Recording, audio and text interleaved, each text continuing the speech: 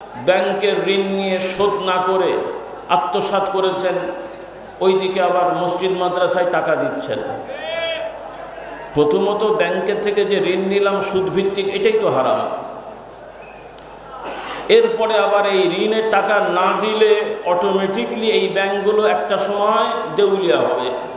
আর দেউলিয়া হওয়া মানে হলো যে এই ব্যাংকে যারা টাকাগুলো রেখেছিল ওই বেচারারা জীবনে টাকা পাবে না, শুধু বড় বড় ডকুমেন্ট থাকবে, এগুলো গলায় তাবিজ হিসেবে ব্যবহার করলে কিছু উপকার আসবে, আর মাঝে মাঝে ধুয়ে খেলে হয়তো একটু পেট ভরতে পারে।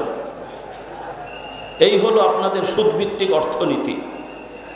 অথচ আপনারা এই সুদভিত্তিক অর্থনীতিকেই রাষ্ট্রের উন্নয়নের চাবিকাঠি মনে করছেন, যেই সুদভিত্তিক অর্থনীতি ইমানদারের সমাজের ধ্বংসের বড় কারণ। আমি ভাইদের অনুরোধ করব, যারা রাষ্ট্রের বিভিন্ন বিভাগে কাজ করেন, আপনারা তওবা করেন, এখনো সময় আছে, তওবা করেন। একটা হয়েছে যে না ভাই আমরা ভুল করে ফেলছি, আল্লাহ দেখছেন। আর যদি মনে মনে করেন হুজুররা যা বলে বলুক, এগুলো ছাড়া দুনিয়া চলে না, তাহলে কুফরি হালতে মরার জন্য প্রস্তুত থাকেন। যতই নামাজ পড়েন, রোজা রাখেন, কোরআন হাদিসের স্পষ্ট কোনো প্রমাণিত মাসলাকে অস্বীকার করলে ঈমান থাকবে না। কোনো পীর সাহেব হুজুরের ফতোয়াও দেওয়া লাগবে না।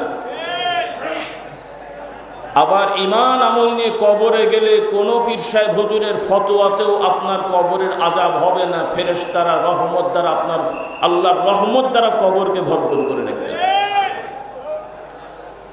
তো আপনি আমি যাতে এটা না মনে করি কিছু হুজুরের ফতোয়া পক্ষে থাকলো বিপক্ষে থাকলো আমরা পার পেয়ে যাব।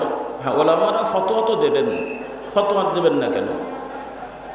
কিন্তু আমাদের উপস্থাপনার কৌশলে যদি কোনো আলেম ভুল বুঝে ফতোয়া দেন, তাহলে আমরা যে কৌশল করে তার থেকে পক্ষে বিপক্ষে ফতোয়া নিলাম, এই ফতোয়া কার্যকর হবে না।